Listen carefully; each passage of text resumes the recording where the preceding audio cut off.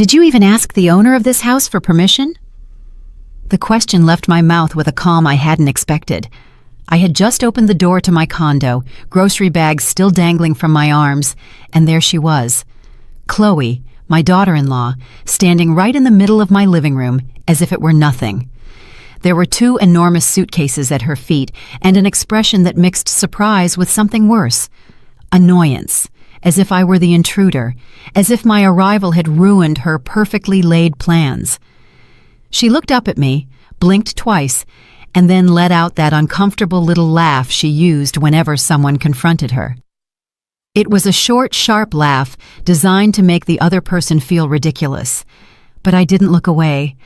I stood there on the threshold of my own home, holding the heavy bags filled with produce and canned goods, waiting for an answer she clearly hadn't prepared. "Hey, Ava, I didn't hear you come in." Her voice sounded light, almost musical, as if we were having a casual conversation about the weather, as if the suitcases didn't exist, as if it were completely normal for her to be in my condo on a Thursday afternoon without warning me, without asking, without showing the slightest consideration for the fact that this was my space, my refuge, the only place in the world where I could still breathe without anyone demanding anything of me. I didn't move. I stayed right there in the doorway, feeling the weight of the bags beginning to leave red marks on my forearms, but I didn't drop them. Something inside me had hardened the exact moment I saw those suitcases, something that had been soft, pliable, always ready to give in for years. I had finally found a boundary. "I asked you a question, Chloe." My voice came out firmer this time. She tucked a strand of her perfectly styled hair behind her ear, that gesture she made when she needed to stall for time to think about what to say. Her eyes, painted with light shadows that matched her designer blouse, avoided mine for a second before she looked back at me with that small, condescending smile I despised so much. "Ava, please don't exaggerate. Dion and I only need to stay for a few days. They're doing renovations in our condo and the noise is unbearable. The crew starts at 6 a.m. and doesn't leave until 7 p.m. We can't sleep, we can't work, we can't live like this. We figured it wouldn't be a problem to come here.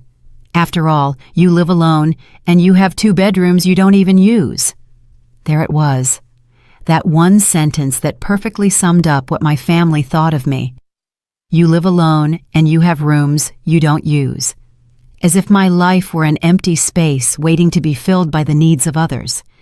As if the fact that no one was sleeping in the rooms next door automatically turned my home into a resource available to whoever needed it. As if my 68 years of existence didn't grant me the right to decide how, when, or with whom to share my space. I finally walked into the apartment and set the bags on the dining room table. The sound of the canned goods hitting the wood was louder than I'd expected. Chloe took a step back, barely perceptible, but I noticed it. Her body language had changed. She wasn't so relaxed anymore. The discomfort was starting to filter through the mask of security she always wore. I stood beside the table, not unpacking the groceries, not moving toward the kitchen as I normally would. My hands rested on the wooden surface, and I could feel my own pulse beating in my fingertips. It wasn't fear. It wasn't nerves. It was something different. It was the feeling of reaching a point of no return. "Does Dion know you're here?" The question was rhetorical. I already knew the answer, but I needed to hear it. I needed to confirm what I already suspected, that my son had allowed this, that he had been part of this plan from the start, that they had both decided together that my consent wasn't necessary. Chloe let out a long, dramatic sigh, as if I were being unreasonably difficult. "Of course he knows, Ava. It was his idea. Actually, he's finishing up some business at the office and will be over later with the rest of our stuff. I thought he'd have called to tell you." "He didn't call. No, he didn't call." And that silence, that absence of a simple phone call, told me everything I needed to know. My son, Dion. The child I'd raised alone after his father disappeared from our lives when he was only 7 years old. The same one I fed with the salary from my double shifts, cleaning offices and serving coffee. The same one who hugged me when he was little and said that when he grew up, he would take care of me forever. that very son now considered it perfectly acceptable to move into my house without consulting me, as if I were an extension of his convenience, a resource at his disposal. I walked toward the suitcases. I stood in front of them, staring as if they were alien objects dropped from another planet. They were expensive, those brands Chloe flaunted on social media, shiny, new, probably bought during one of those trips they took every couple of months, while I was still using the same worn-out suitcase I'd bought 15 years ago at a liquidation sale. "And you thought this was okay? Showing up at my house with your suitcases without asking if I was agreeable, without considering for even a moment that maybe I had plans, that maybe I value my privacy, that maybe I don't want people living here?" Chloe crossed her arms over her chest. Her posture changed. She was no longer the casual, relaxed daughter-in-law. Now there was defensiveness in every line of her body. "Ava, you're Dion's mother. We're family. I don't understand why you're making this so complicated. It's only for a few days, maybe a week. It's not like we're asking for something impossible. Besides, I thought you'd be happy to have company. You always say this place feels empty." Empty. The word echoed in my head like a funeral bell. Yes, I had once mentioned that the house felt silent after my sister Olivia moved out to live with her daughter last year. But there was an enormous difference between silence and empty.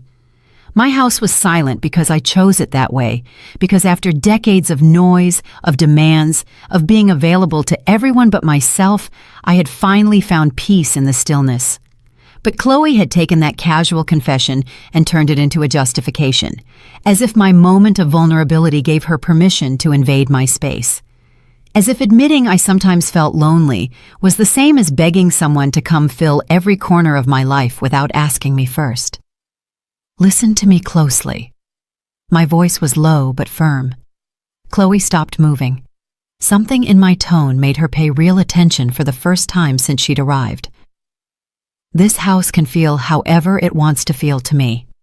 It can be silent, or it can be full of noise. It can be empty, or it can be complete. But what it will never ever be is available to anyone who decides to use it. And my permission? I am the owner of this house, Chloe, not a convenient option when you two have a problem."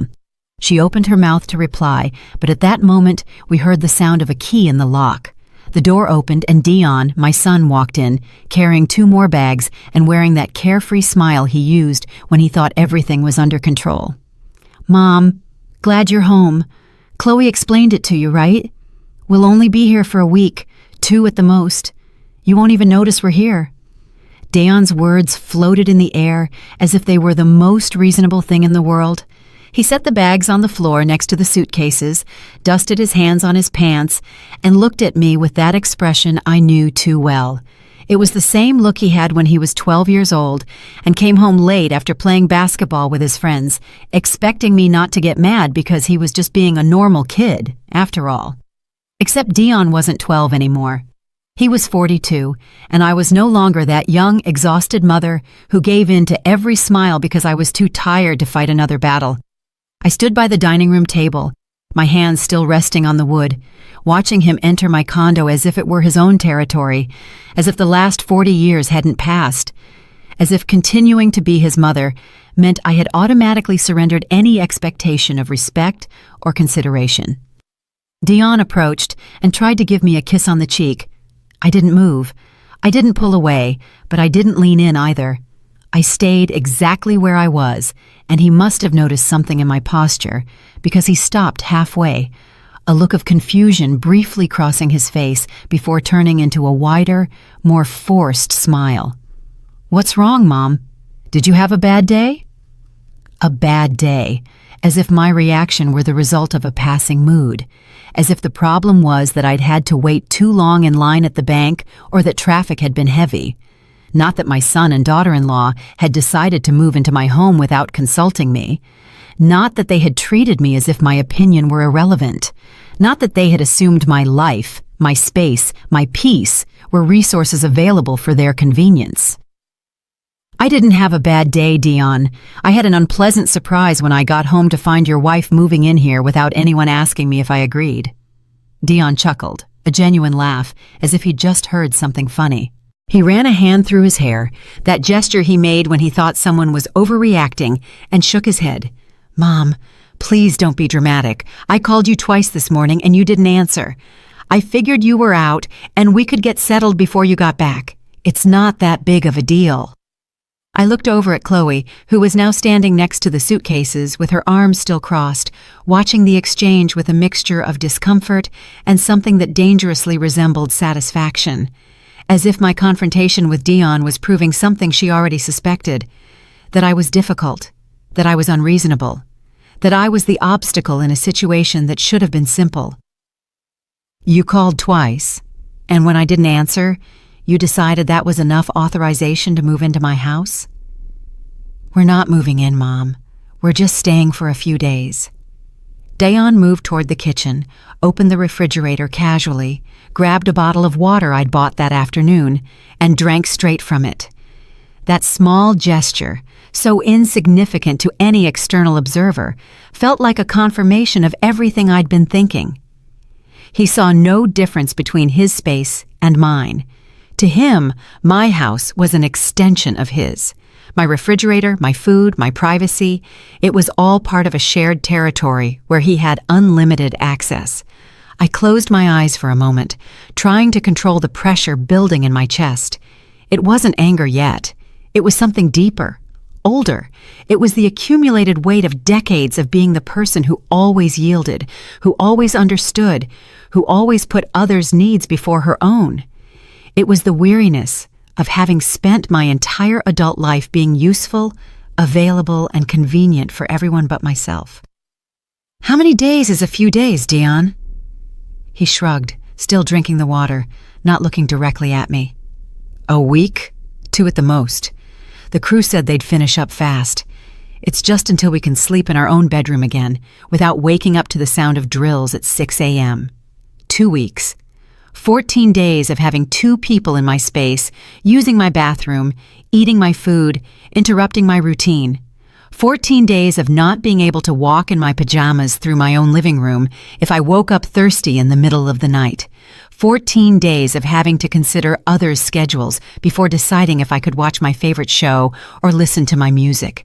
14 days of giving up the peace I had worked so hard to build after years of noise and chaos.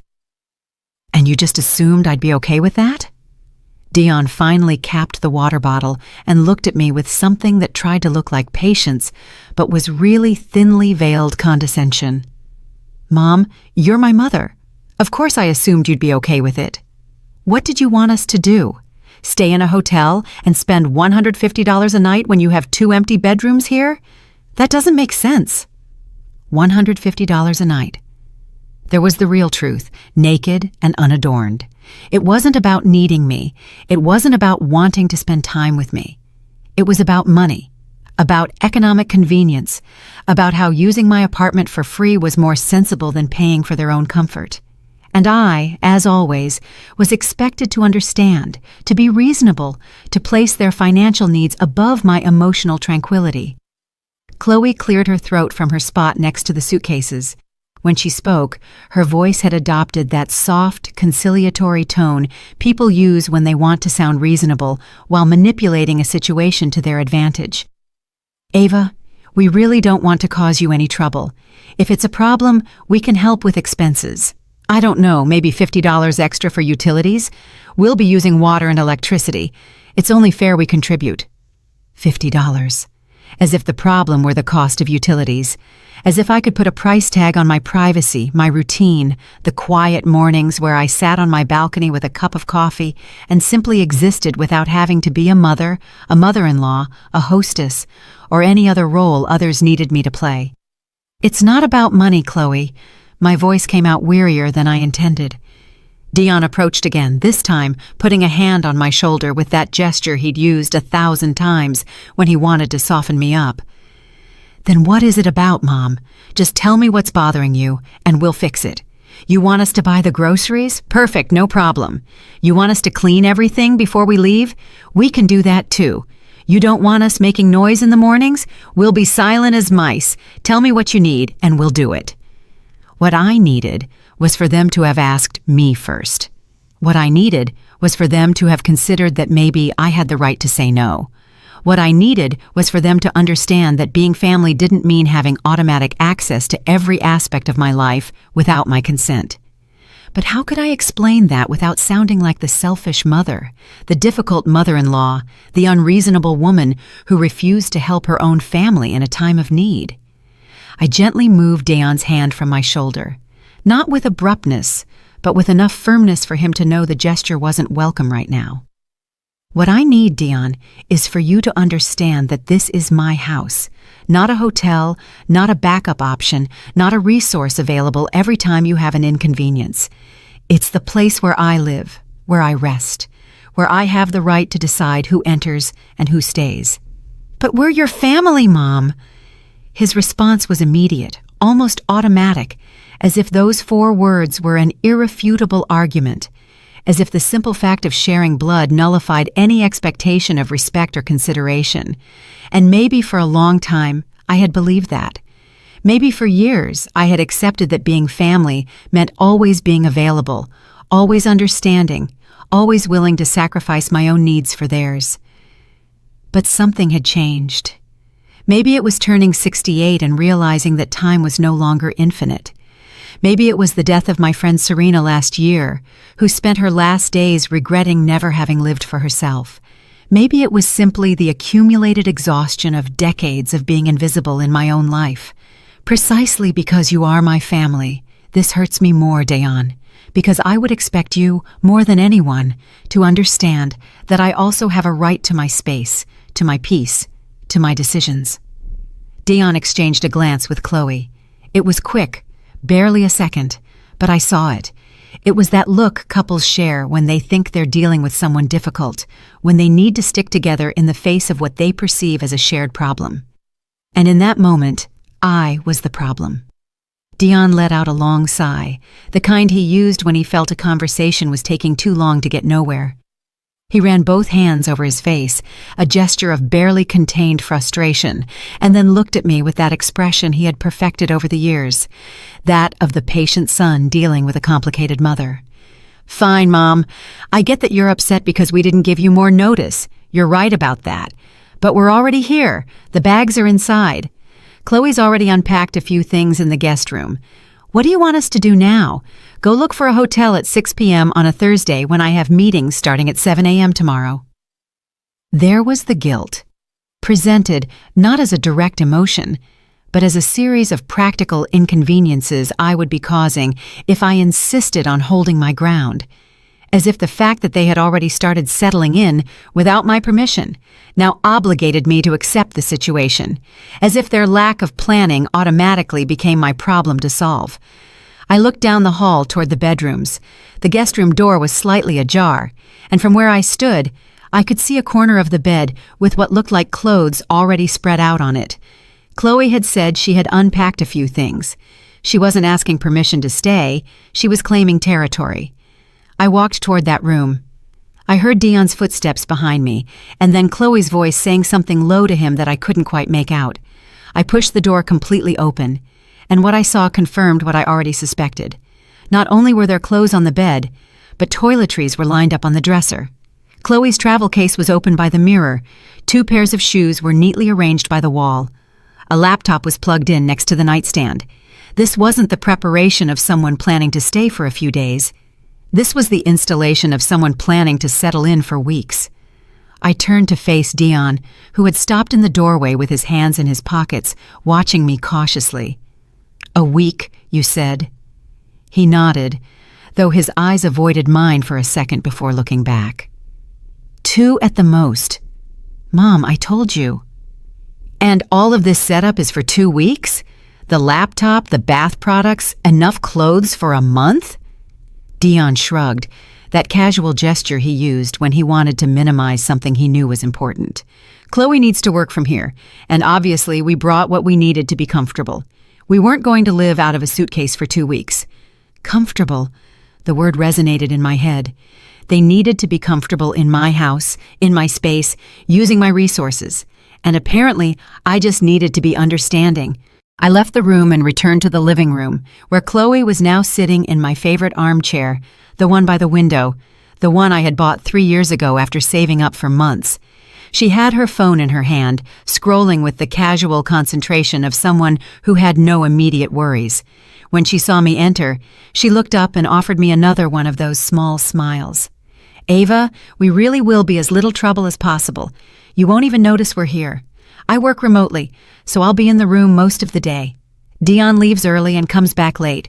We can buy our own food if you want, or cook for the 3 of us, however you prefer." However I prefer, as if all these options she was presenting were genuine, as if she were really giving me decision-making power and not simply offering variations of a situation I had never accepted in the first place. I walked up to the armchair where she was sitting. I didn't say anything immediately.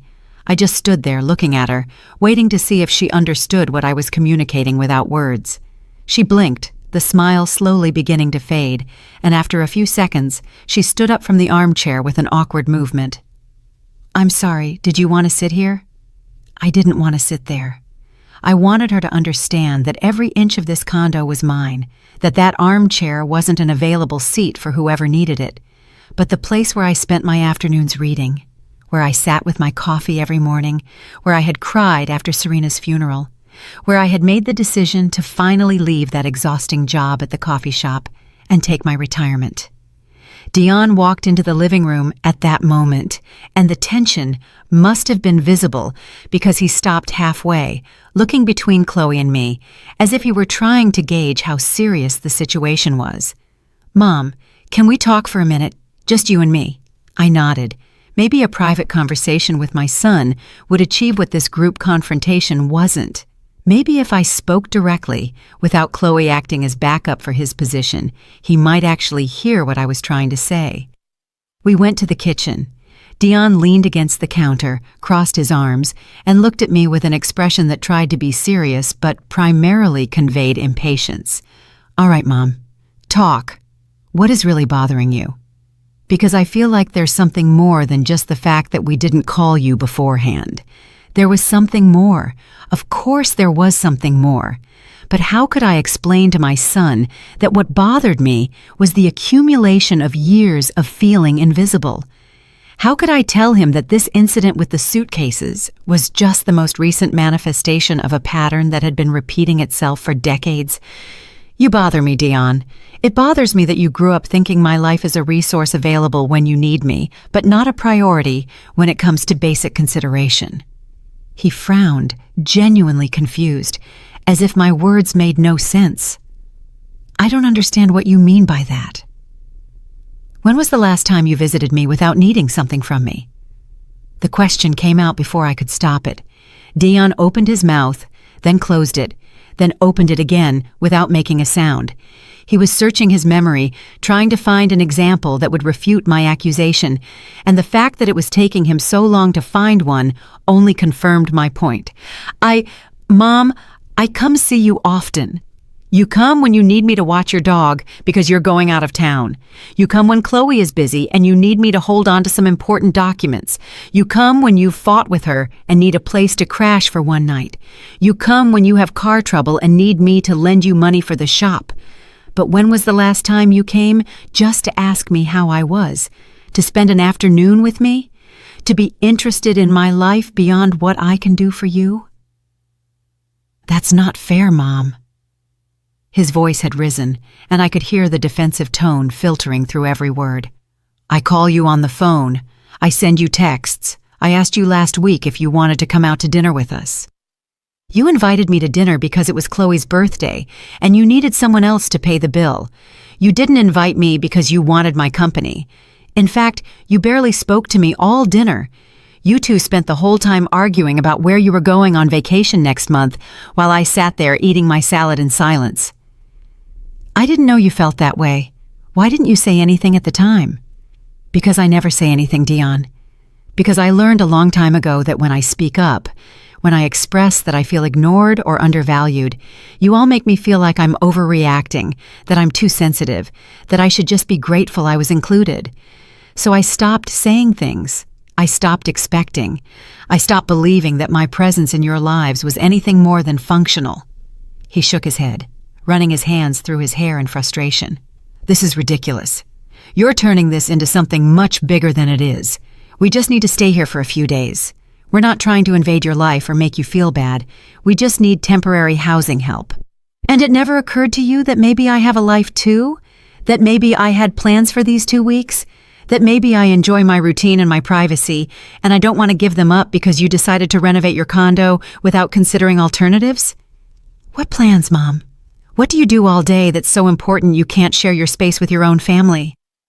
And there was the question that revealed exactly what he thought of my life. To Dion, I didn't do anything important. I had no significant commitments. I just existed in a state of constant availability, waiting for someone to need me to have a purpose. I don't have to justify my days to you, Dion. The simple fact that I want to be alone in my own house should be reason enough. Dion let out a short, humorless laugh and shook his head as if he were dealing with something utterly absurd. He straightened up, stepping away from the counter, and looked at me with an expression that mixed disbelief with barely contained frustration. So, what you're saying is that you'd rather be alone than help your own son, that your comfort is more important than your family's needs? I wasn't saying that, or maybe I was, but not in the way he was interpreting it. It wasn't about choosing my comfort over their needs. It was about recognizing that my needs mattered too, that I also deserved to be considered, that my life wasn't a blank space waiting to be filled by the urgencies of others. What I'm saying is that you should have asked me before assuming I'd be available, that you should have given me the option to say yes or no, that you should have treated me with the same respect you would treat anyone else you were asking a huge favor of. It's not a huge favor, Mom. It's letting your son sleep in your guest room for a few days. It's giving up my privacy for 2 weeks. It's changing my entire routine. It's sharing my bathroom, my kitchen, my living room, every space where I breathe. It's giving up the peace that cost me so much to achieve after years of living for everyone but myself. Dion looked up at the ceiling as if seeking divine patience, and then looked back at me with that tired expression he used when he felt someone was being unnecessarily complicated. You know what, Mom? I think the real problem here is that you've been alone for too long. You've become selfish. I'm not saying this to hurt you, but it's the truth. You weren't like this before. You always had your doors open for me, for anyone. Do you remember when you let my friend Marcus live here for 3 months when his parents kicked him out? Do you remember when your sister Olivia practically lived here for a whole year?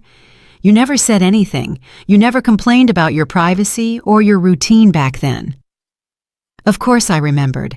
I remembered Marcus, who was 19 then, with nowhere to go after his dad kicked him out for flunking out of college.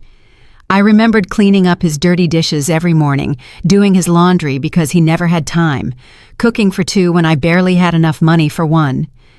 I remembered Olivia, my older sister, who stayed with me after her divorce and turned my small condo into her healing space while I kept working double shifts to keep both our finances afloat. I remembered all that, and I also remembered how I felt during those periods. Invisible, exhausted, resentful, but incapable of expressing it because the people I loved needed me. And I had learned from a young age that women like me existed to be needed, not to need. You're right, Dion. I didn't say anything before. I swallowed my discomfort, and I smiled, and I pretended everything was fine while I faded away a little more each day. I used to believe that being a good mother, a good sister, a good person meant constantly sacrificing myself for others. But you know what? I got tired. I got tired of being the convenient solution to everyone else's problems. I got tired of my generosity being taken for granted. I got tired of waiting for someone to ever ask me what I needed. But we did ask you what you needed, Mom. We just asked you a moment ago. We told you to tell us what you want us to do. You asked me what I wanted after you'd already made the decision for me, after you'd already settled in, after the situation was already in motion. That's not asking. That's asking for retroactive permission, expecting me to feel so guilty for refusing that I end up giving in anyway. I walked out of the kitchen. I couldn't stay in that confined space with Dion looking at me as if I were the problem, as if my resistance were a character flaw instead of a legitimate boundary. I returned to the living room where Chloe was now standing by the window, arms crossed, watching the street below. She turned around when she heard me enter, and for the first time since she arrived, I saw something different in her expression. It wasn't her usual confidence. There was caution there now, maybe even a little worry. Dayon came out of the kitchen behind me, and the silence that filled the room was so thick I could almost feel it pressing against my skin. None of the three of us spoke for a moment. We just stood there, forming an uncomfortable triangle of accumulated tension. Finally, Chloe was the one to break the silence.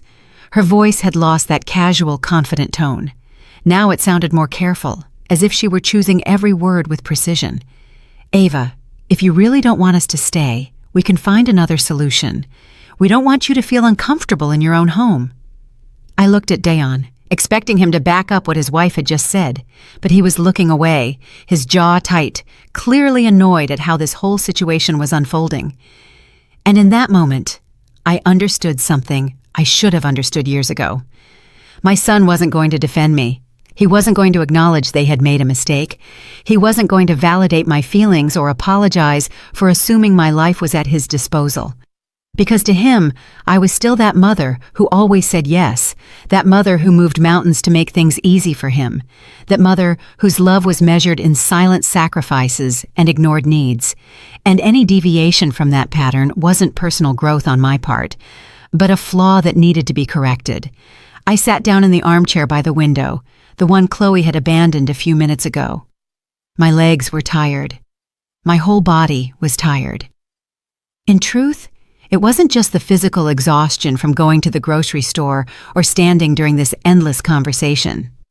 It was a deeper exhaustion, the kind that accumulates over decades of carrying the emotional weight of other people without anyone offering to help with your own. I want you both to explain something to me, and I want an honest answer. Dayon finally looked at me, his arms crossed over his chest in a defensive posture. "What do you want us to explain?" "If the situation were reversed, if I showed up at your condo with my bags without warning, saying I needed to stay for 2 weeks because there was a problem with my building, would you welcome me without a second thought?" I saw the exchange of glances between Dayon and Chloe. It was quick, barely a second, but it was enough.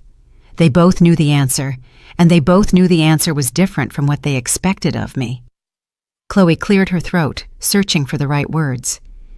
"Well, we'd have to think about it. Our place is smaller and we both work from home now. It would be complicated with the space and—" "Exactly. It would be complicated. You'd have to think about it. You would consider your needs, your space, your comfort, and you'd be completely within your rights to do so. No one would judge you for protecting your privacy. No one would call you selfish for wanting to keep your routine intact. No one would expect you to sacrifice your peace of mind just because I'm family." "But you're my mother, Mom. It's different." Dayon had taken a step toward me, his hands outstretched as if he were trying to explain something obvious that I wasn't grasping. "Why is it different? Because I'm your mother? Does that automatically mean I have less right to my own life? Does it mean my needs matter less than yours? Does it mean I can be ignored, invaded, and taken for granted because my role is to serve you? I'm not saying that. But you're demonstrating it, Dayon, with every decision you make without consulting me, with every assumption that I'll be available, with every time you minimize how I feel because it doesn't align with what you need me to be." I stood up from the armchair and walked toward the suitcases that were still by the entrance. I looked at them as if I were seeing them for the first time. They were physical, concrete objects, but they represented something much larger. They represented years of unestablished boundaries. They represented decades of teaching my son that my space was his space, that my time was his time, that my life was a shared resource he could take from without asking. And I had been the one who taught him that. I had created this pattern. For years, I had prioritized being the perfect mother, the available mother, the mother who never said no, without realizing that by doing so, I was slowly erasing any expectation of reciprocity or respect. Dayon approached and put his hand on my shoulder again, more gently this time. "Mom, please, let's not make this harder than it has to be. We just want a place to sleep for a few days. We're not trying to take anything from you." But they were taking something from me. They were taking my ability to decide over my own life. They were taking my right to say no without being punished with guilt. They were taking the possibility of existing as something more than an extension of their needs. I moved my shoulder away from his hand, not aggressively, but with enough firmness for him to understand that the gesture was unwelcome. This is my house, Dion. I pay the rent, I pay the utilities, I decide who comes in, and right now, I'm deciding that I need you both to leave. The silence that followed my words was so absolute that I could hear the ticking of the wall clock in the kitchen. Dion stood completely still, his hand still suspended in the air where my shoulder had been, looking at me as if he hadn't correctly understood what I had just said. Chloe let out a small sound, something between a gasp and a disbelieving laugh. "What did you say?" Dion's voice sounded strange, higher than normal, as if the words had gotten stuck somewhere between his throat and his mouth. He ran a hand over his face, took a deep breath, and then looked at me with an intensity I hadn't seen in years. "Mom, please tell me you're joking." "I'm not joking. I need you to take your things and leave." Chloe took a step forward, her hands raised in a gesture intended to be conciliatory, but which actually conveyed barely contained desperation. "Ava, wait. We can talk about this. If we did something wrong, we can fix it. You don't have to kick us out. We're family." Family. That word again, used as a shield, as justification, as if it were an automatic pass that annulled any need for basic respect, as if sharing blood meant I had to tolerate anything, accept any invasion, forgive any lack of consideration. Precisely because you are family, this hurts so much, because I would expect you, more than anyone, to understand that I also deserve to be treated with dignity. Dion let out another laugh, this time longer, sharper, loaded with disbelief.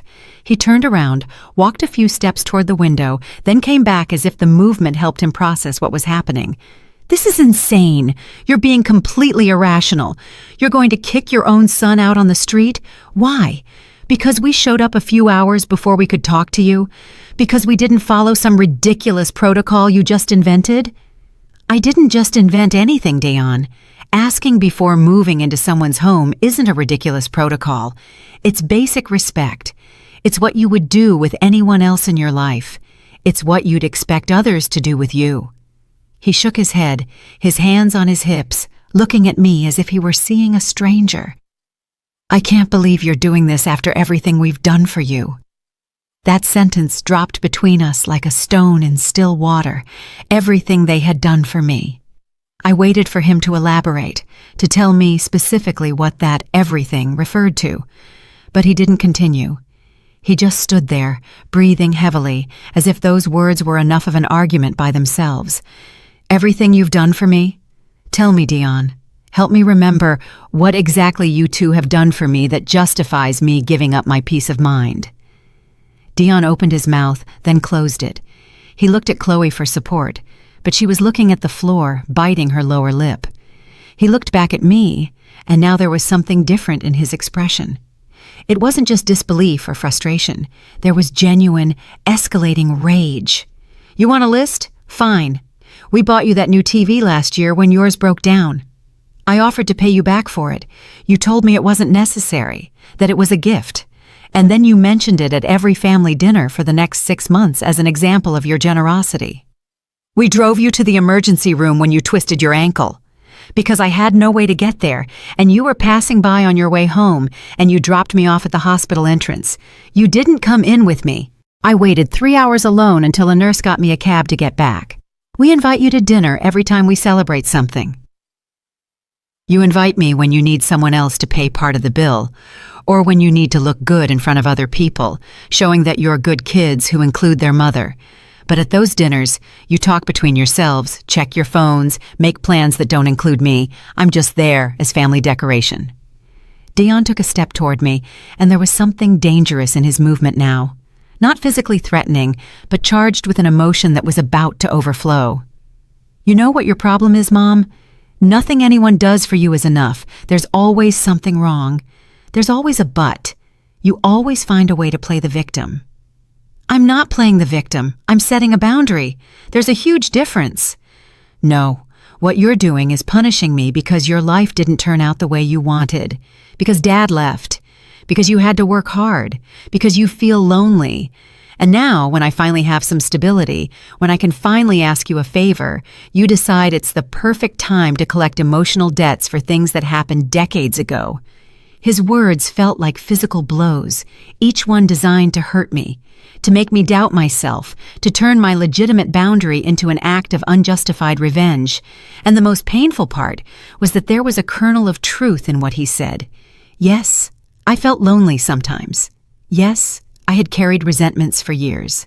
Yes, there were moments when I looked at my life and wondered where all the time, all the energy, all the version of myself that existed before I became a mother, an employee, the person everyone needed me to be, had gone. But that didn't change the fact that I had a right to my space, that I deserved to be consulted, that my life wasn't a territory available for invasion just because my son decided he needed it. You're right about one thing, Dion. My life didn't turn out the way I wanted. But you know what part didn't turn out the way I wanted? The part where I raised a son who sees me as a resource instead of a person. The part where I spent so many years being useful that I forgot how to be valued. The part where I convinced myself that love was measured in silent sacrifices and ignored needs. Chloe intervened, her voice trembling but trying to sound reasonable. Ava, please. We understand you're upset. We understand we made a mistake by not consulting you first, but kicking Dion out, kicking your own son out, is a disproportionate reaction. It's cruel. Cruel. The word resonated in my head. It was cruel to protect my space. It was cruel to set boundaries. It was cruel to say no, but it wasn't cruel to show up unannounced. It wasn't cruel to assume my life was at their disposal. It wasn't cruel to minimize my feelings or treat me as invisible. The cruelty, apparently, only went in one direction. You know what's really cruel? Raising a son alone for decades, sacrificing every dream I had, working until my hands bled and my back could no longer straighten, all to ensure he had opportunities I never did. And then, when I finally get a little peace, a little space to breathe, I discover that to him, I'm just a convenience. A place to stay when it's cheaper than a hotel. That's not fair! Dion had raised his voice now, and his cheeks were red with contained emotion. I didn't ask to be born. I didn't ask for Dad to leave. I didn't ask for you to have to work so hard. Those were your decisions, your circumstances. You can't blame me for that now. I'm not blaming you for any of that, Dion. I'm blaming you for not seeing that I am a person too, for treating me as if my only function is to make your life easier, for showing up here today and acting like my consent didn't matter. He walked toward the suitcases, grabbed one of them with more force than necessary, and looked at me with a mixture of pain and anger that made it difficult to meet his gaze. You know what, Mom? You're right. We're leaving. I don't need this. I don't need to be in a place where I'm clearly not welcome, where my own mother treats me like a stranger. I'm not treating you like a stranger. I'm treating you with the same standard you treat me, without prior consideration. Dion lifted the suitcase, stumbling slightly with its weight, and headed for the door. Chloe followed him, taking the other suitcase, but before reaching the exit, she turned to look at me one last time. I hope this is worth it, Ava. I hope your space and your peace are worth losing your son over. My son is not lost because I set a boundary. If he leaves and doesn't return, it's because he chose to value his comfort more than our relationship. It's because he preferred to be angry than to be wrong. Dion had already opened the door and was stepping out into the hallway when he suddenly stopped. He turned around, looked at me with a strange expression I couldn't immediately decipher, and then, to my complete surprise, he let out a sharp laugh. It wasn't a laugh of joy. It was a bitter, sarcastic laugh, loaded with disbelief. This is perfect, truly perfect. Wait until I tell everyone how my mother kicked me out of her house for daring to ask her for help. Wait until the family hears about this. Wait until Aunt Olivia knows that the generous Ava, the one who always has her doors open, Now she's gotten so selfish that she won't even help her own son. There was the veiled threat. The promise that if I stood by my decision, he would make sure everyone knew what kind of terrible mother I had become. That he would call my sister, my cousin Tanisha, anyone who would listen, and tell them his side of the story, a version where he was the innocent victim, and I was the cruel mother who had abandoned him in his moment of need.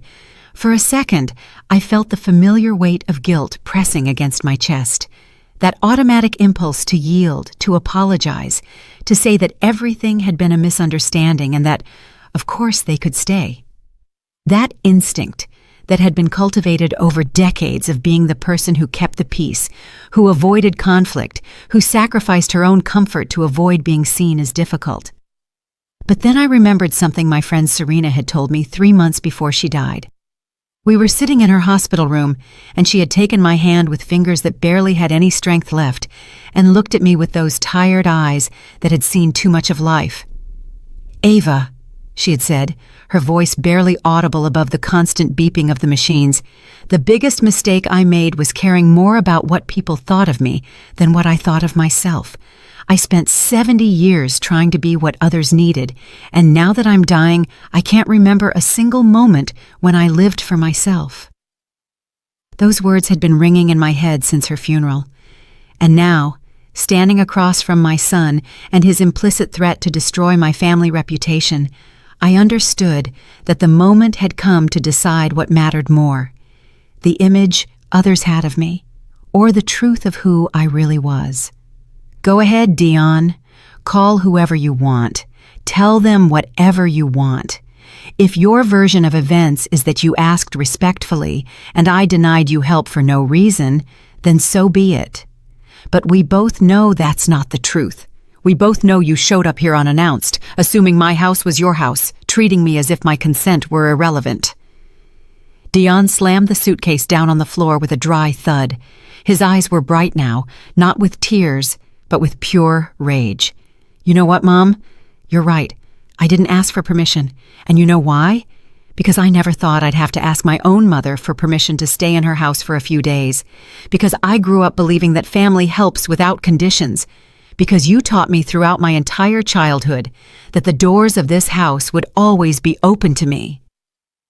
Then I taught you wrong. I taught you that love meant unlimited access, that being family meant I had no right to say no. I taught you that my space was your space and that my needs mattered less than yours. And now I'm correcting that mistake." Chloe intervened again, and now there were real tears running down her cheeks, though I wasn't sure if they were from sadness or frustration. "Please, Ava. Dion, let's all calm down. It doesn't have to end this way. We can find a solution." "We can't. There's nothing to solve, Chloe. You need a place to stay. I need my space. Those two things are not compatible. It's not complicated." Dion picked up the suitcase again and walked toward the hallway, stopping right at the doorway. He didn't look at me when he spoke, and his voice sounded different now, colder, more distant. "When you change your mind, when you realize what you just did, don't expect me to come back as if nothing happened. Don't expect me to forget that you kicked me out when I needed you." "I didn't kick you out when you needed me, Dion. I kicked you out when you decided that needing me meant you could ignore me." He stepped out into the hallway without saying anything more. Chloe picked up the second suitcase, but before leaving, she turned to look at me. Her face was red, stained with tears, and there was something in her eyes that resembled genuine confusion. "I don't understand you, Ava. I really don't. What kind of mother does this? The kind of mother who finally learned that loving herself is not an act of selfishness. It's survival." She shook her head, mumbled something I couldn't quite hear, and walked out into the hallway where Dion was already waiting for the elevator. I stayed standing on my doorstep, watching them. Dion's back was rigid, the posture of someone who felt profoundly betrayed. Chloe was checking her phone, probably looking up nearby hotels. The elevator arrived with a soft electronic chime. The doors opened. Dion entered first, dragging his suitcase with a jerky movement that made it hit the frame. Chloe followed, and just before the doors closed, Dion looked at me one last time. He didn't say anything, but the expression on his face said it all. disappointment, anger, incomprehension, and something deeper, something that resembled the genuine pain of someone who felt they had just lost something important.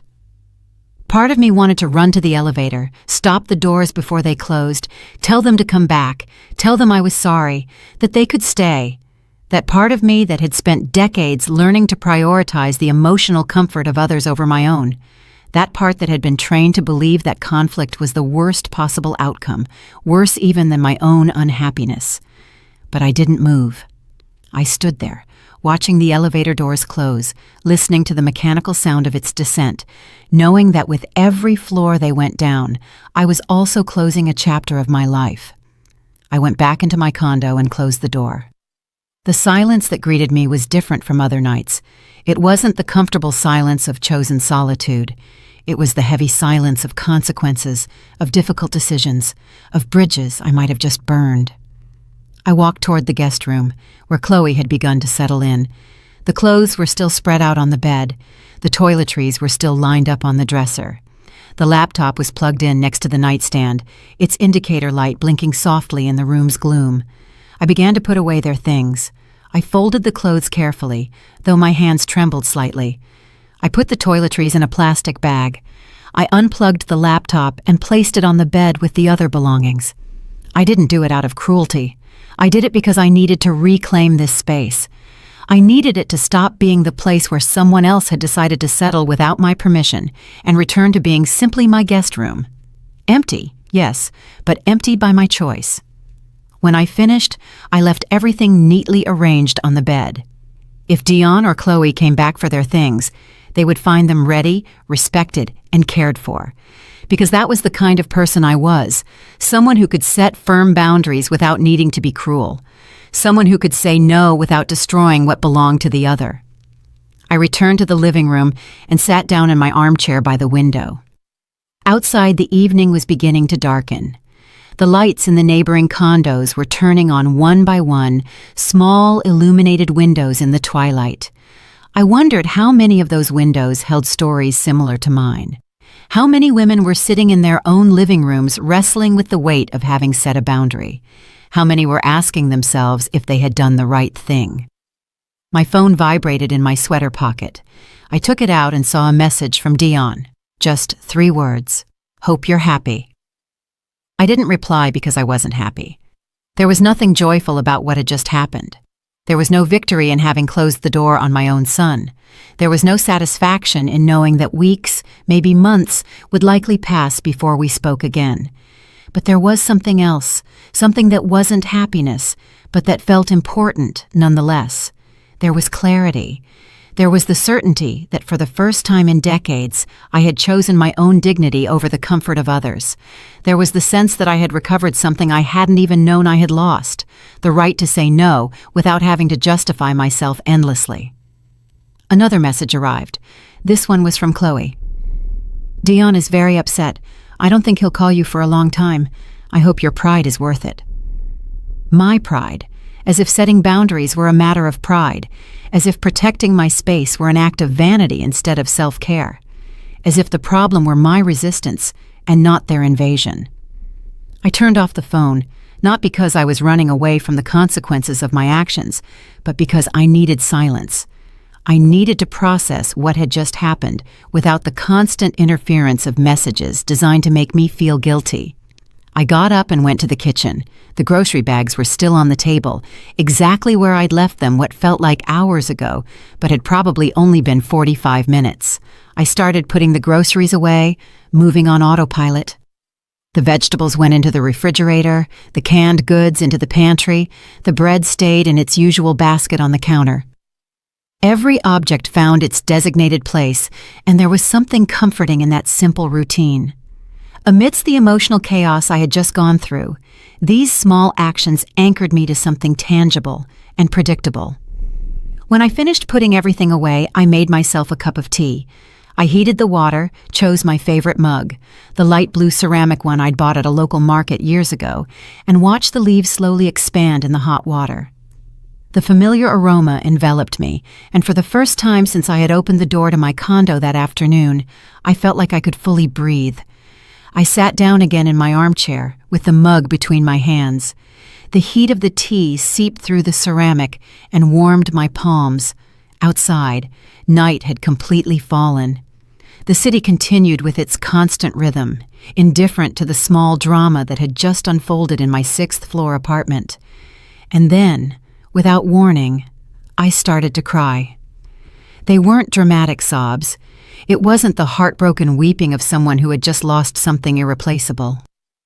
They were silent tears that simply ran down my cheeks while I remained seated, holding my tea, looking out at the darkness beyond the window. Tears that had been waiting decades for their turn to come out. I cried for the mother I had been, that young woman who worked 2 shifts and came home so tired she could barely stay awake to help Dayon with his homework. I cried for the years I had spent convincing myself that constant sacrifice was love, when in reality it was just fear. Fear of not being enough. Fear that if I didn't give myself completely, my son wouldn't love me. Fear of ending up alone. And now here I was, alone anyway. But it was a different kind of solitude. It wasn't the result of abandonment or rejection.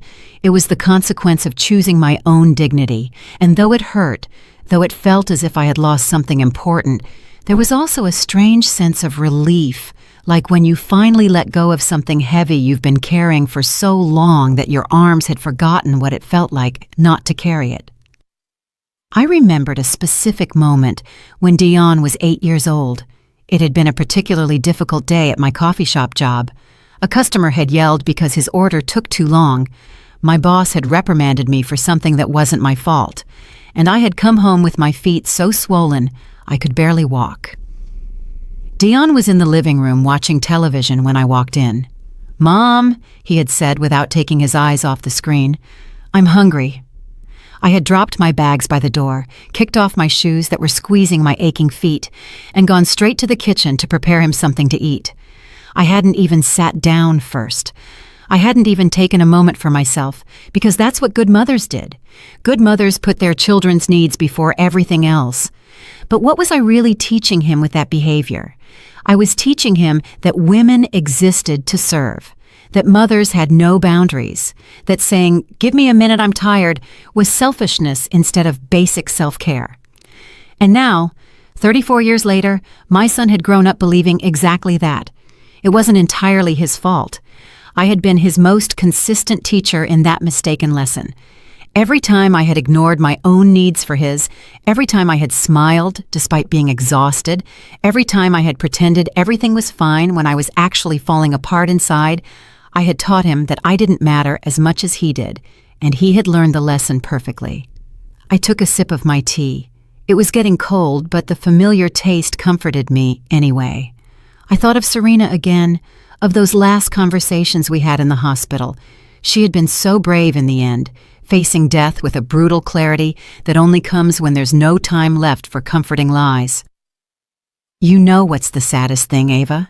she had told me one afternoon while I was peeling an orange to share with her. "It's not that I'm dying, we all die eventually. The sad thing is that I spent my whole life waiting for the moment when I could finally live for myself, when the kids grew up, when I retired, when I had more money, when, and now that moment is never going to come because I ran out of time." She had squeezed my hand with surprising strength for someone so frail. "Don't make my mistake. Don't wait until it's too late. If you need to say no, say it. If you need space, take it. If you need to choose yourself, do it, because no one else is going to do it for you." I finished my tea and placed the empty mug on the side table. I remained seated in the silence of my condo, listening to the distant sounds of the city. A car passed on the street below. Someone laughed in one of the neighboring apartments. Life continued, indifferent to my small personal revolution. My phone vibrated again. This time, it was a message from my sister Olivia. Dayon had already called her. Of course, the news of what I had done was already circulating through the family. "Ava, what happened?" "Dayon called me very upset, saying you kicked him out of your house. He says they only needed to stay for a few days. Is that true? Call me when you can." I could perfectly imagine that conversation. Dayon presenting himself as the misunderstood victim. Olivia, always so diplomatic, trying to understand both sides, but probably leaning toward sympathy for Dayon, because he was the baby of the family after all. And I would be painted as the difficult mother who had suddenly become selfish in her old age. I should have felt anger at the prospect of being misinterpreted. I should have wanted to call Olivia immediately to give my side of the story, to defend myself, to ensure everyone understood that I wasn't the villain in this story. But I realized something important. I didn't care as much as I thought I would. Because the truth was, Olivia, despite being my sister and loving me in her own way, had never truly understood why I had allowed her to stay in my condo for a full year after her divorce. She had never recognized the sacrifice that had represented for me. She had assumed, like everyone else, that I had plenty of space and plenty of time and plenty of energy, because that was what women like me had, scraps of ourselves to distribute to whoever needed them. I wasn't going to call her, at least not tonight, maybe tomorrow. Maybe the day after, or maybe never. Maybe it was time to let people think what they wanted to think. Maybe it was time to stop expending my energy trying to control the narratives others constructed about me. I got up from the armchair and walked toward my bedroom. As I passed the guest room, I glanced inside. Chloe's things were still there, neatly arranged on the bed. I would have to call Dayon tomorrow to tell him he could come pick them up whenever he wanted, but that was a problem for tomorrow. Not tonight. In my bedroom, I changed slowly. I put on my most comfortable pajamas, the soft cotton ones that were a little worn but felt like a hug. I washed my face, brushed my teeth, following each step of my nightly routine with deliberate slowness. Each action was a silent affirmation. This is my space. This is my time. This is my life. I got into bed and turned off the light. The darkness enveloped me, and with it came a thought I hadn't expected. Pure and simple relief. I wouldn't have to wake up early tomorrow because of the noise of other people moving around my condo. I wouldn't have to share the bathroom or wait my turn for coffee. I wouldn't have to moderate my behavior or consider the needs of others before deciding what I wanted to do with my day. But along with the relief came the weight of the pain, too. Because my son was angry with me, because there was a rift in our relationship that I didn't know when or how it would be repaired, because I had chosen my peace over his convenience, and that choice had consequences I would have to face. I allowed myself to feel both things at once, the relief and the pain, the certainty of having done the right thing, and the sadness of the consequences, the strength of having established boundaries, and the vulnerability of not knowing what came next. I closed my eyes and gradually let sleep take me. Before falling completely asleep, I had one final thought. Maybe this was what it meant to truly grow up. Not when you formally became an adult, not when you had a job or a house or even a child, but when you finally learned that loving yourself was not selfishness. It was responsibility. It was justice. It was the only way to live with integrity. And with that thought, I finally allowed myself to rest. I woke up the next day with sunlight streaming softly through my bedroom window. For a moment, in that hazy space between sleep and waking, everything seemed normal. But then the memory of what had happened the previous night returned with the force of a cold wave, and I lay there looking at the ceiling, slowly processing the fact that I had kicked my son out of my house. I got out of bed and followed my morning routine just as I always did. I went to the bathroom, washed my face with cold water, brushed my teeth. Each familiar action helped anchor me to the present, to remember that life continued despite the emotional drama of yesterday. But when I left my bedroom and walked toward the kitchen, I couldn't help but look toward the guest room. The door was still ajar. Chloe's things were still on the bed, waiting to be claimed. I made coffee. The rich aroma filled the kitchen as I took out my favorite mug and waited for the coffee maker to finish its work.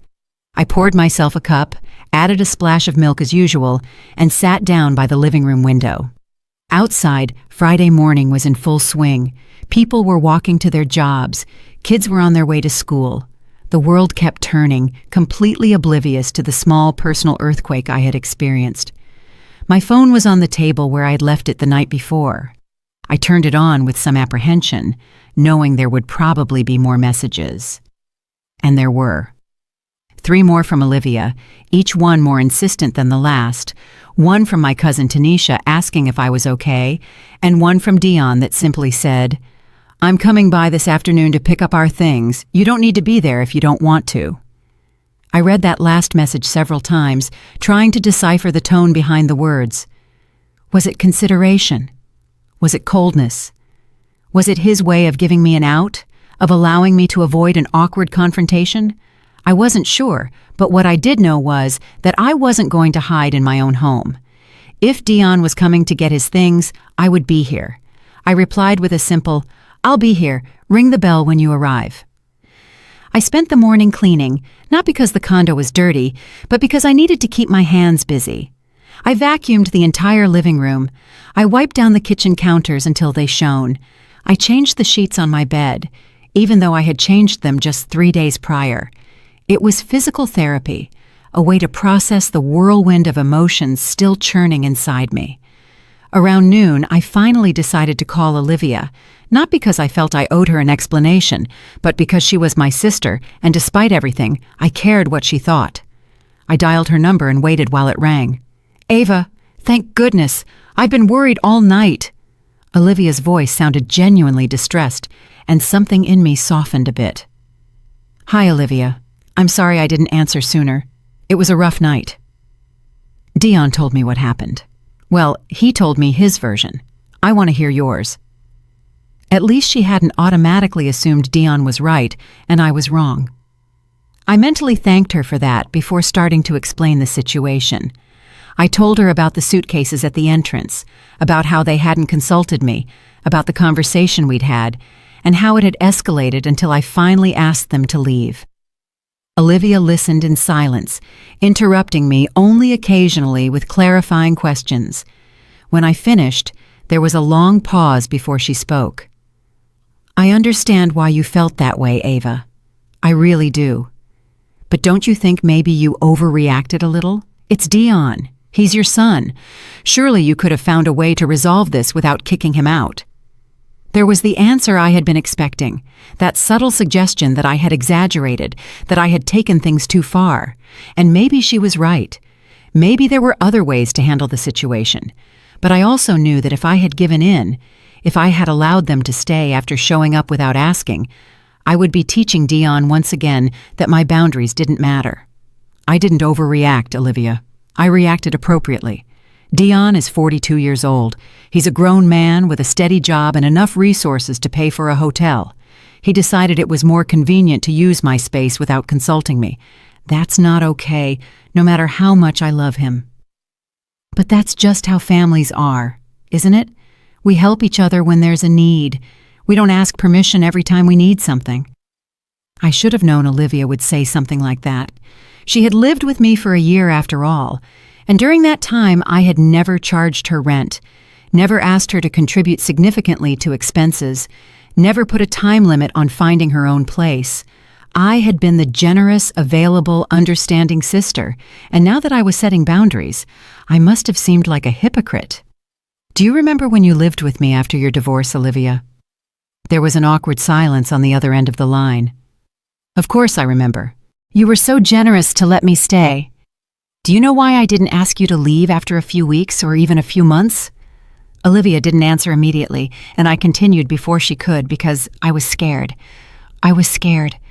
I was afraid that if I set boundaries, if I asked you to find your own place, you would think I was selfish, that I didn't love you enough, that I was a bad sister, so I swallowed my discomfort and my need for personal space, and I let you stay because that's what good sisters did. Ava, I didn't know you felt that way. You never said anything.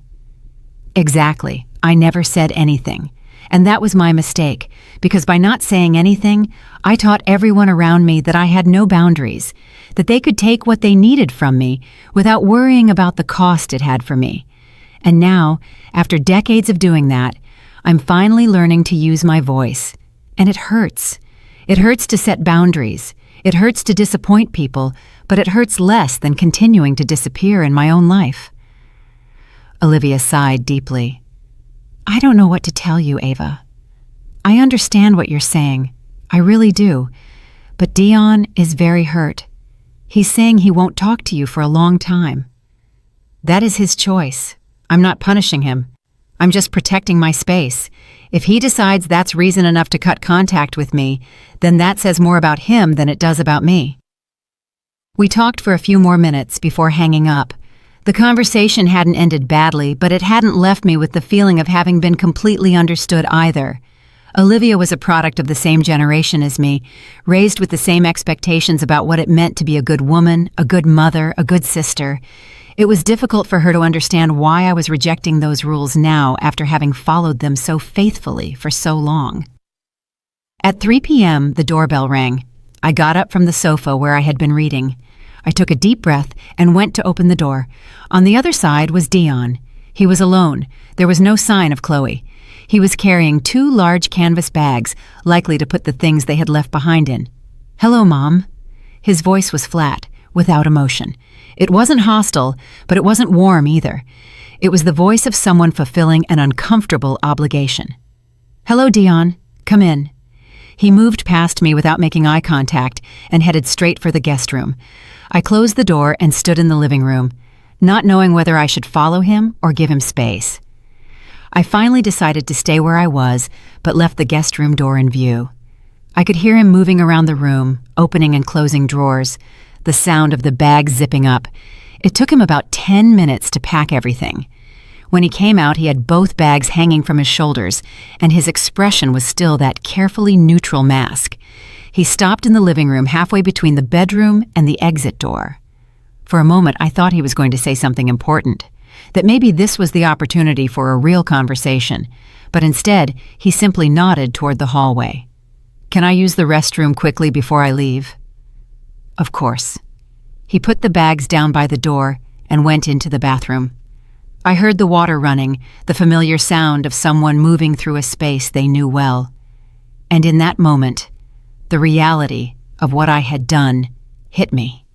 Not the part about setting boundaries or protecting my space. That still felt right. But the part about how my son, my only son, now felt like a stranger in the house where he had grown up. How he had to ask my permission to use the bathroom. How the distance between us had grown so quickly in just 24 hours. He came out of the bathroom and picked up the bags again. He headed toward the door and I followed him. He opened the door, stopped on the threshold, and finally looked directly at me. "Is there anything you want to say, Mom?" There were so many things I wanted to say. I wanted to tell him I loved him. I wanted to explain once more why I had to do what I did. I wanted to ask him if we could ever have a relationship where I was seen as something more than a convenient resource. But what came out of my mouth was something different. "I love you, Dion. I will always love you. But I'm no longer going to sacrifice my well-being to avoid your discomfort. If that means we spend time without speaking, then so be it.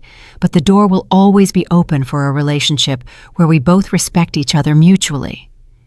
He nodded slowly, as if he were processing my words. He didn't say he loved me too. He didn't say he understood. He just nodded. "Goodbye, Mom." "Goodbye, Dion." The door closed behind him with a soft sound that resonated much louder than it should have. I stood in that exact spot for several minutes, looking at the closed door, listening to the absolute silence that filled my condo. There were no footsteps in the hallway, no voices, just silence.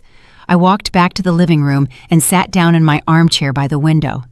My hands were trembling slightly, so I clasped them in my lap and breathed deeply, trying to calm my racing heart. I had done it. I had maintained my boundary even when my son had come to collect his things with that hurt expression on his face, even when every fiber of my motherly being wanted to run after him, apologize, and beg him to come back. The next few days passed with a strange slowness. I woke up every morning and followed my routine: coffee, shower, breakfast. But everything felt different. Now there was a weight in the air, a constant awareness that I had broken something, though I wasn't sure if what I had broken was my relationship with Dion or simply the dysfunctional pattern we had maintained for decades. Olivia called me twice more that first week. In the second call, her tone had changed. It was no longer just worry. There was something more there. "Ava, I've been thinking a lot about what we talked about when I lived with you after my divorce." I heard the sound of her taking a breath on the other end of the line, as if she were gathering courage. "I never properly thanked you for that year. I never recognized what you sacrificed to give me space. I just assumed you were fine with it because you never said otherwise. But I should have asked. I should have been more considerate." I hadn't expected that apology. I felt something loosen in my chest, something I hadn't even known was tight. "Thank you for saying that, Olivia. It means a lot. Maybe you were right about what you told Dion. Maybe we all took it for granted that you would always be available, that you would always say yes, that you would never have your own needs." 2 weeks passed before I received the next message from Dion. It wasn't an apology. It wasn't even a conversation, just a photo. It was an image of him and Chloe in front of what looked like their newly renovated condo. The message read, "Renovations are finished. We're back home." He didn't mention anything about what had happened. He didn't ask how I was. It was a cold, factual message, the kind of update you would send to a distant acquaintance rather than your mother. But it was something. It was a thin thread of communication, and I decided to take it for what it was, a small first step. I replied, "I'm glad you're comfortable in your space now. Take care." There was no response after that. The days turned into weeks. I continued with my life. I went to the grocery store on Thursdays, as always. I met my friends for coffee on Tuesdays. I read books I had been putting off for months. I spent entire afternoons sitting on my balcony, simply observing the city, something I had never allowed myself to do when I was constantly waiting for someone to need me. And slowly, very slowly, I began to notice something. The guilt I had been carrying, that constant feeling that I had done something terrible, began to diminish. In its place appeared something different. It wasn't happiness exactly. It was more like peace, like the feeling of having finally set down something heavy after carrying it for so long that your arms had forgotten what it felt like to be free. A month after the incident, I was at the market choosing tomatoes when my phone rang. It was Dion, a real call, not just a message. My heart sped up as I looked at his name on the screen.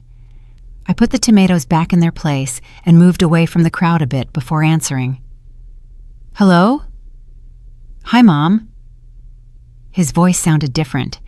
It had lost that defensive tone it had had the last time we spoke. "How are you?" "I'm well. And you?" There was a long pause. I could hear background noise, maybe traffic, as if he were walking down the street. "I've been thinking a lot about what happened, about what you said." I didn't say anything, waiting, giving him space to continue. "You were right, Mom. Not about everything. I still think you could have handled it differently, but you were right about the main thing. I showed up without asking. I assumed you would be available because you always have been, and that wasn't okay."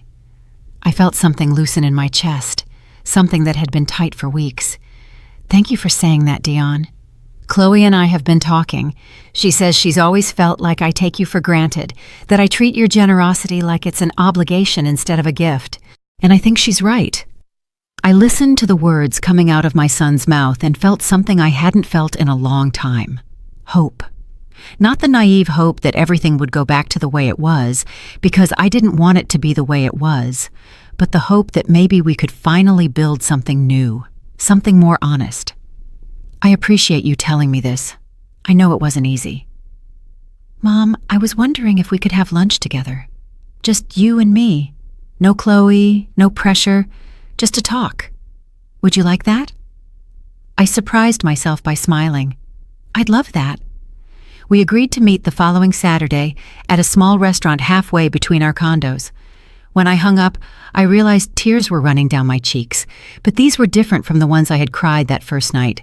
These were tears of relief, of gratitude, of the possibility of healing. Saturday arrived, and I found myself nervous in a way I hadn't experienced in years. I changed clothes 3 times before settling on a simple brown dress that made me feel comfortable and dignified at the same time. I arrived at the restaurant 5 minutes early and waited at a table by the window. Dion arrived exactly on time. He looked different, too. There was something in his posture, in the way he approached the table, that was more humble than before. He sat down across from me, and for a moment we simply looked at each other. "Hi, Mom." "Hi, son." We ordered food, and at first the conversation was clumsy, full of awkward pauses, but gradually, as we ate, the words began to flow more easily. Dion told me about his job, about the issues they were having with one of his projects. I asked him about Chloe and how she was handling the stress of her own work. And then, between the main course and dessert, Dion put down his fork and looked directly at me. "Mom, I need to tell you something, and I need you to listen fully before you respond." I nodded, feeling my stomach tense with anticipation. My whole life, I've seen you as my mother first and as a person second. I never stopped to think about who you were beyond what you did for me, and that was selfish. It was unfair. And I'm sorry.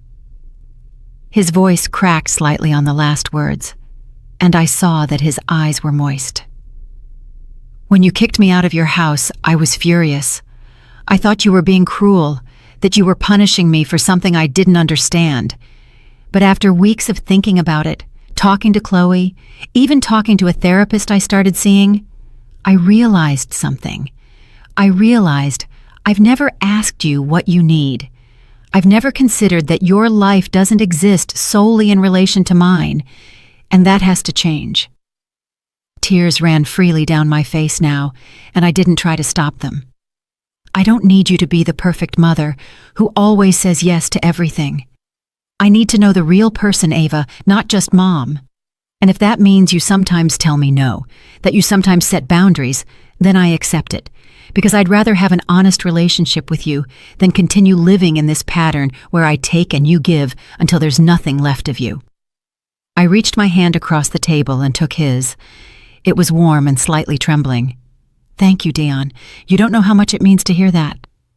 We spent the next 2 hours truly talking, not the superficial conversation we had maintained for years, but a real conversation about who we were, what we needed, and how we could have a relationship that worked for both of us. It wasn't perfect. There were awkward moments, difficult admissions, and truths that hurt to speak, but it was real, and that was infinitely more valuable than the false harmony we had maintained before. When we finally said goodbye at the restaurant door, Dion hugged me.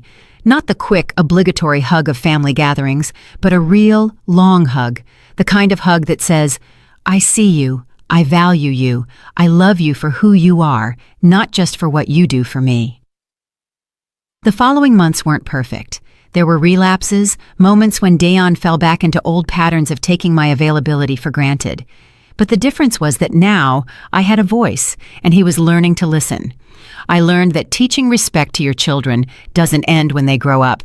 Sometimes the most important lesson comes when you finally say no, when you finally establish the boundary you should have established years ago, when you finally choose yourself without apologies. Because being a mother doesn't mean being invisible. It doesn't mean sacrificing every part of yourself on the altar of maternal love. It doesn't mean your house, your time, your life are resources available to whoever needs them without your consent. Being a mother means loving deeply, but it also means teaching your children that real love includes respect, that healthy relationships have boundaries, that you too are a person with needs, dreams, and the fundamental right to decide over your own life. That Thursday afternoon, when I found the suitcases at my entrance, was not the end of my relationship with my son. It was the beginning of a new relationship, one built on honesty instead of obligation, on mutual respect instead of unilateral sacrifice, on true love instead of dysfunctional patterns inherited from generations that taught us women existed to serve. And when I sit in my armchair by the window now, with my hot cup of coffee in my hands, looking at my quiet, tidy condo, I feel something I hadn't felt in decades. Pride. Pride in having chosen myself. Pride in having found my voice. Pride in having taught my son that love doesn't mean the absence of boundaries, but the presence of respect. My house is still my house. My life is still my life. And I, Ava Holloway, at 68 years old, am finally the owner of both. You know, for most of my life, I thought love meant giving everything until nothing was left of me. But now I see that love also means saying enough, and still having room in your heart to forgive, to grow, and to start again. Setting boundaries doesn't destroy love, it protects it. And when we finally learn to respect ourselves, others start to see our worth too. That's the peace I've found, and I wish the same for you.